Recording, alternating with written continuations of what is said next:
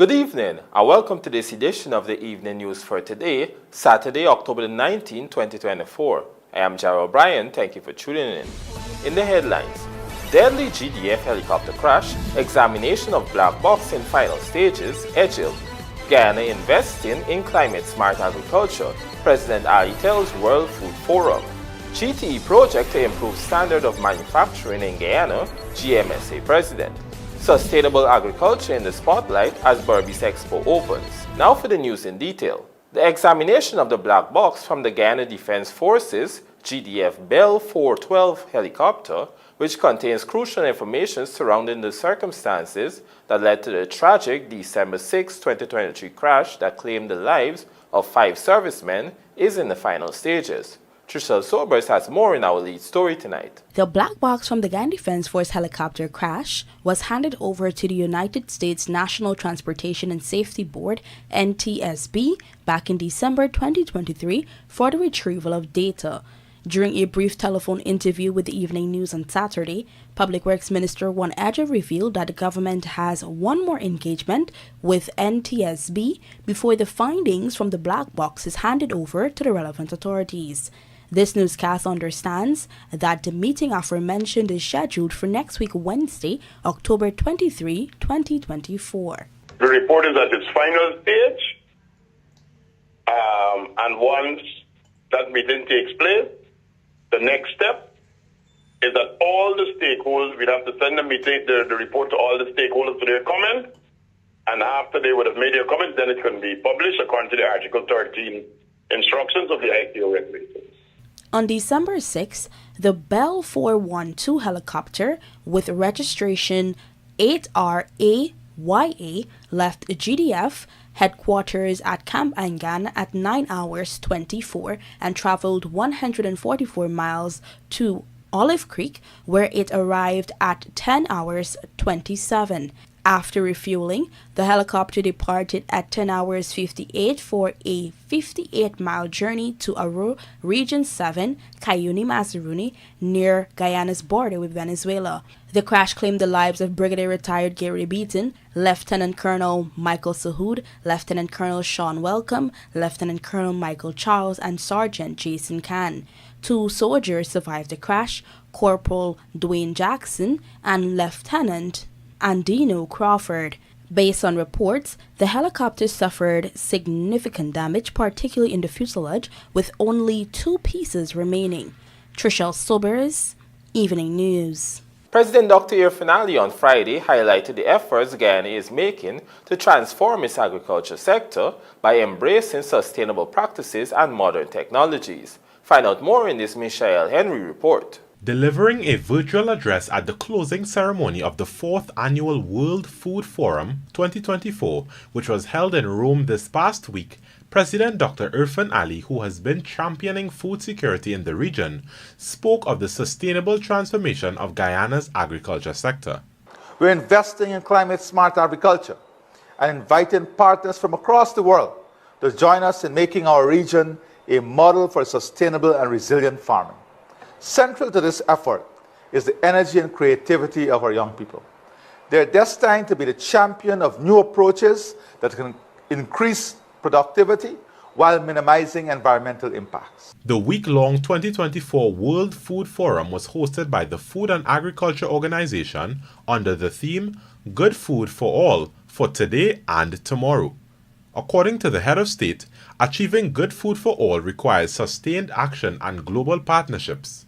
Guyana stands with the global community in the quest to build more climate-resilient food ecosystems.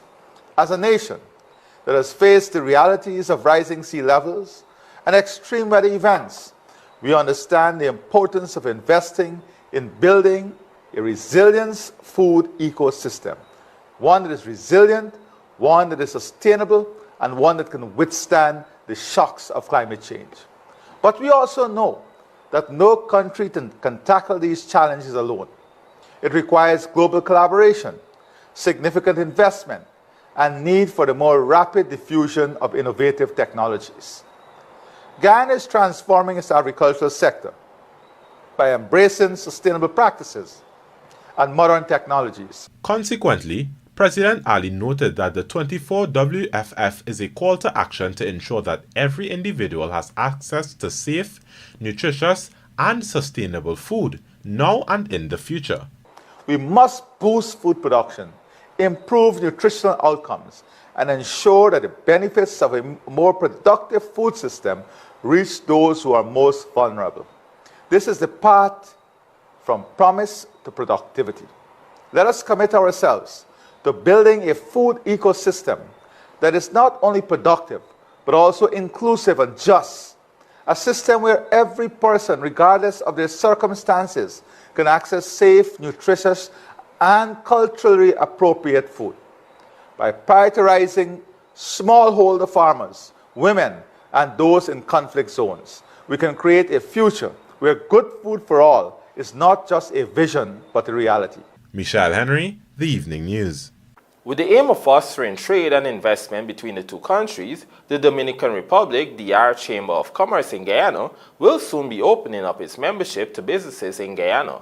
Luana McAllister joins us with the details. Executive Director of the Dominican Republic Chambers of Commerce, Lillian Fu, made this announcement on Thursday on the sidelines of the International Business Conference, which was held at the Marriott Hotel in Georgetown earlier this week. We are recently concluded the process of recruiting our board of directors, and we are going to be ready to finally start accepting members from Guyana. So our office is located at the Pegasus Suites on the third floor, and you can always come and ask where is the chamber or the DR Embassy. We co-share spaces, and the Guyanese business people that want to be part of this chamber are going to be welcome to start registering. The DR Chamber Guyana, which has been operational since February 2024, plays a pivotal role in fostering trade and investment between the Dominican Republic and Guyana. According to Miguel Gonzalez, who serves as the president of both chambers, participating in local events like the International Business Conference provides opportunities to engage with both the local and international private sector. What we decided to do was, instead of us doing events continuously, we decided to do one event a year and just support other events that are already in the calendar and try to pick what resonates more with Dominican initiatives. So we have promoted events such as this one in the Dominican Republic. There is a delegation here currently, and we bring delegations at almost every other event that we feel merits the support and the effort to bring these delegations down here. So, and vice versa, we've also been taking members from the private sector to the Dominican Republic. Now, the DR Chamber Guyana is looking to strengthen regional business ties and expanding collaborative efforts in neighboring Suriname. All of the efforts that we're doing for Guyana, we can replicate in Suriname. I'm actually going there tomorrow or Saturday. There's plenty of wonderful initiatives that we've started here that coincide with the trajectory that's undergoing in Suriname. Luana McAllister, The Evening News. Coming up on the other side of the break, GTE project to improve standard of manufacturing in Guyana, GMSA president. Please stay tuned.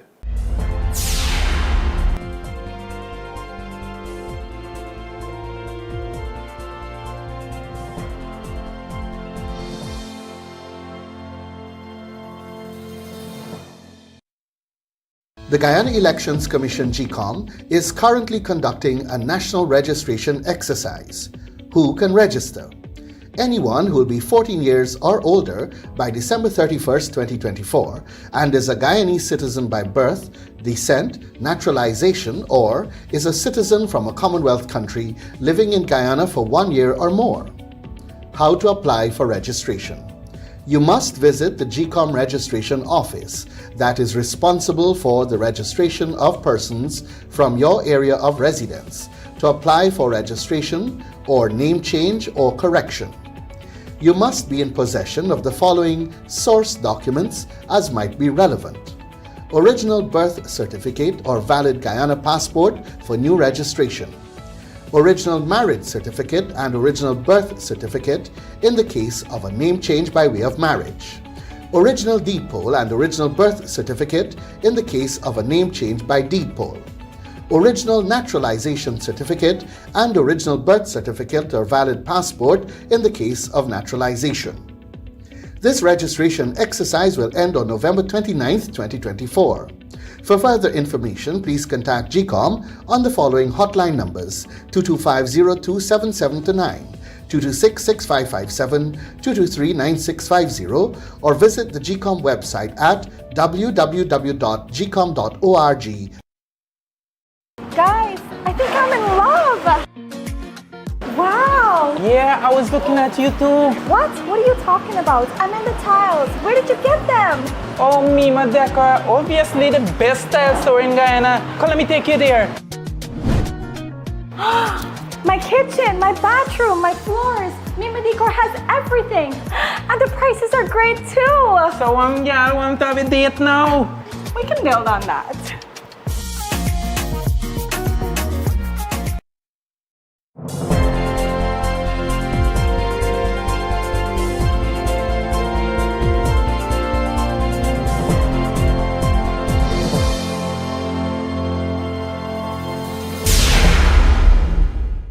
Welcome back. You're watching the evening news. The Guyana government's plan to slash electricity prices by half will not only lower the cost of manufacturing, but also improve its standard and aid local manufacturers in becoming more competitive. This is according to President of the Guyana Manufacturing and Services Association, GMSA, Ramsey Ali. Find out more in this Trishelle Sobers report. During the recently concluded International Business Conference, President of the Guyana Manufacturing and Services Association, GMSA, Ramsey Ali, informed investors that the gas-to-energy project will play a crucial role in ensuring that international standards are achieved and consistently maintained in the local manufacturing sector. Ali believes that the project also has the potential to further develop the manufacturing sector. And if you were to talk to manufacturers in this room, the issue was not only about cost, but it was also about the quality of energy that manufacturers receive. Most manufacturing companies operate with very sensitive equipment. And unfortunately for us, over the years, the power company was not able to supply us with the kind of quality of energy we need in this country.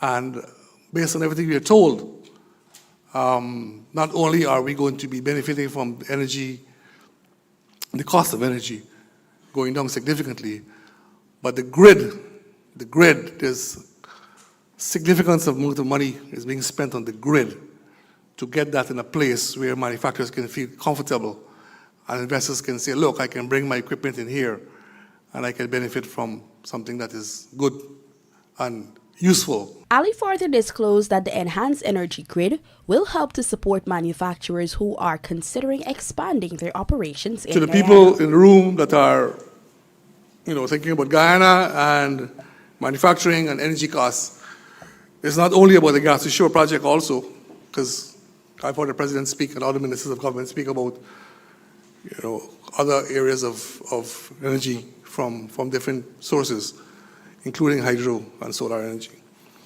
So I believe that in closing this, and just moving on from this topic, that we are finally going to move away from that place where we are no longer suffering from the cost of energy for manufacturers in Guyana.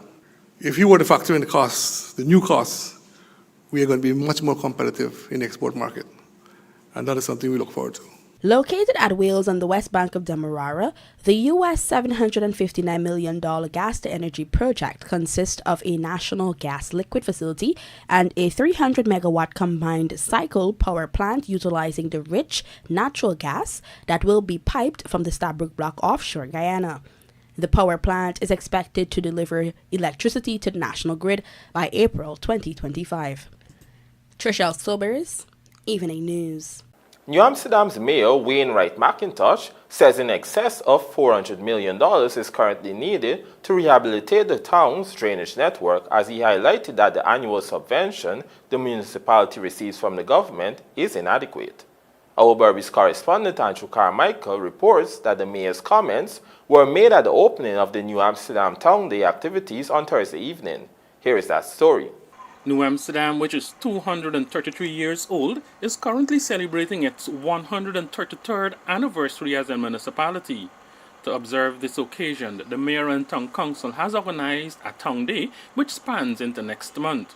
Addressing residents at the opening ceremony on Thursday, Mayor Wainwright McIntyre said the resources needed by the municipality to rehabilitate its drainage network far exceeds the $18 million annual subvention provided by the government. It will cost us more than $400 million, spanning from the Country Bridge all the way to Glasgow housing scheme.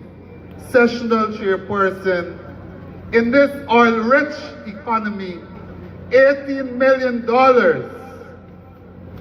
cannot afford us the ways and means to resuscitate our intellect drains. The mayor emphasized the need for adequate resources to ensure that the town is sustained. However, he noted that the current situation has made the people of the town stronger and more committed to each other. As we celebrate today, as we celebrate 133 years, we not only honor our past, but also embrace our future. New Amsterdam has always been a place where people look out for one another, where neighbors become friends, where we strive together for a better tomorrow. Fellow citizens, may I caution you, do not let elements destroy the fabric of this, our town of New Amsterdam. Apart from government's annual subvention, the municipality also earns its own revenue from services offered. And according to the town clerk, so far this year the municipality would have collected 61% of what it budgeted to collect for 2024. However, the municipality faces a big challenge in collecting property tax from government agencies. It must be noted that receiving governmental taxes has been a challenge for the municipality. This has been so for a number of years. So currently, we have been functioning with the taxes being paid by our residents, as well as the fines and fees that we would have received for the services that we offer to the township. The town clerk pointed out that systems are currently in place for property owners who are in default in their property tax to bring their accounts up to date. Currently, we have amnesty, which is ongoing for the year 2001 to 2010 and 2023 to 2024. Now, this amnesty is on currently and will end on the 31st of October. So I encourage those who are in arrears, catch the last few days for this amnesty. Since becoming a municipality in 1891, 6 to 7 mayors would have served the municipality, with 2 being females. At Thursday's opening ceremony, addresses were also given by opposition leader Aubrey Norton and leader of the Alliance for Change, Nigel Hughes. For the Evening News, Andrew Carmichael. The Berbice Annual Expo and Trade Fair got underway on Friday evening in East Kanji. Our Berbice correspondent, Andrew Carmichael, joins us again to report that the 4-day activity is focusing on sustainable agriculture. Let's have a look. Being held under the theme, Innovation in Oil, Gas and Agriculture for a Sustainable Future, the 18th Berbice Expo and Trade Fair opened on Friday evening and will run until October 21st.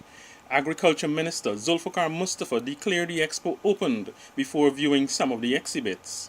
In delivering the keynote address, Mustafa pointed out that the private sector stands as the engine of growth for Guyana, while noting that the government has been responsible for driving innovation, foster entrepreneurship, and creating employment opportunities that uplift communities across the country. He said by working closely with the government, the private sector can channel investment into areas that spur economic growth and alleviate poverty, ensuring that the benefits of the country's natural resources are shared by all. Mustafa pointed out that the government had been working with the private sector to boost agriculture production. He spoke about the cultivation of corn and soya to produce local animal feed and increasing the production of hatching eggs. And with these few commodities that I just mentioned, corn and soya, hatching eggs, and beans, we will be saving approximately $80 million annually in the country. Mustafa, in referring to the Chamber of Commerce as a key representative of the business community, said it is hoped that the Chamber will continue to advocate for policies that support the government's vision. He added, the government will promote sustainable business practices as well as encourage investment in green technologies and provide platforms such as the Berbice Expo for businesses to showcase their innovation. Meanwhile, President of the Central Quarantine Chamber of Commerce, Punai Bigru, said the theme chosen this year resonates deeply with the current dynamics of Guyana's economy and its collective aspirations for a wealthy and sustainable future. According to the Chamber's president, proceeds from the annual event goes towards projects in the community. These include the construction of a fire station at Rose Hall Town, assistance with the renovation of the Felix Austin Police Training Complex. The Chamber of Commerce pumped over $20 million into the improvement of both the Albion Sports Complex and the Rose Hall Kanji Welfare Ground, where the expo is currently being held. We have also donated to the hurricane relief in St. Vincent and the Grenadines to a tune of nearly $1 million, which was earlier this year. And we have donated from our expo last year over $500,000 to the special needs school in Amsterdam to facilitate that institution with AC unit so that the children in that school could have a better, it was like so really hot, so they could be cool down and a better environment for learning. And if I keep listing the numerous projects the Central Quarantine Chamber of Commerce has undertaken over the years, this will take too long. Therefore, we should go on. Andrew Carmichael, The Evening News. And now for a look at the bridge reports. The Demerara Harbour Bridge will be closed to vehicular traffic on Sunday, October 20th, 2024 at 6 hours 15 for a period of 1 hour. Meanwhile, the Berbice River Bridge is expected to be closed at 6 hours 10 on Sunday, October 20th, 2024 for a period of 1.5 hours.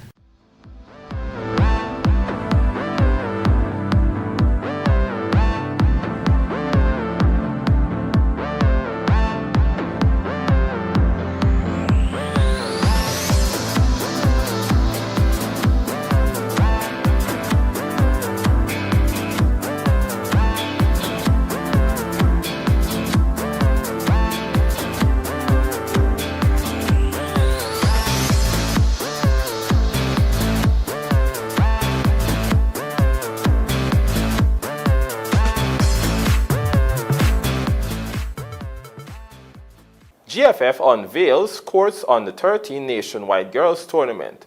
This and more coming up in the Sportscast after the break.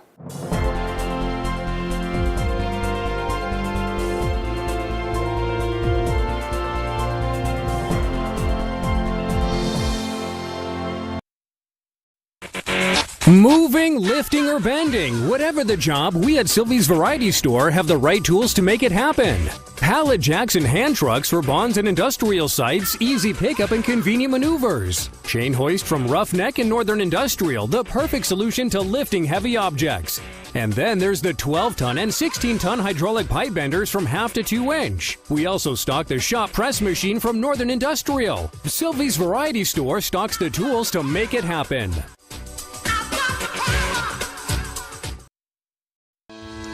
The Guyana Elections Commission GECOM is currently conducting a national registration exercise. Who can register?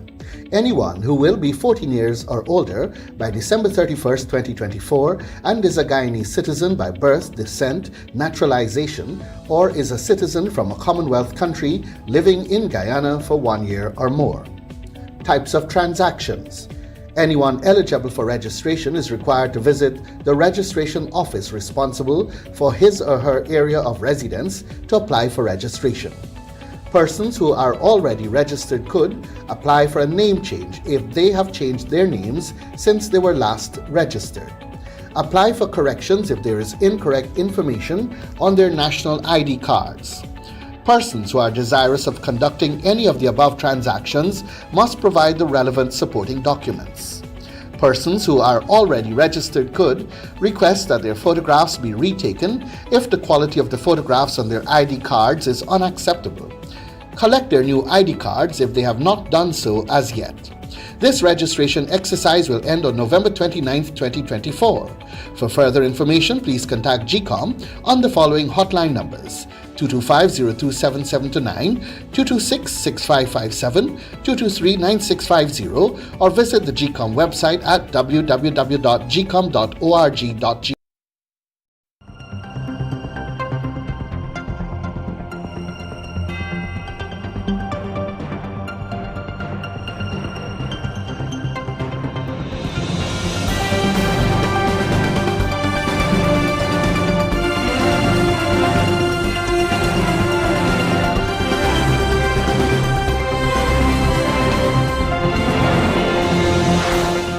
Welcome back. You're watching the evening news. We now shift our attention to some sports news. Another tournament geared at the development of women's football in Guyana was unveiled on Friday afternoon, powered by furniture giants Courts and with the blessing of CONCACAF President Victor Montagliani. Details in this Jemima Holmes report. On the heels of the successful conclusion of a similar tournament at the under-15 level, under-13 girls around the country will soon be able to flex their skills in the Courts nationwide tournament. The Guyana Football Federation sees the opportunity of having the presence of Confederation of North, Central America and Caribbean Association Football President Victor Montagliani in Guyana to unveil the upcoming event at their National Training Center, Providence. There, GFF President Wayne Ford alluded to the under-15 version of the tournament, sponsored by Blue Waters, which afforded national team opportunities to several players, especially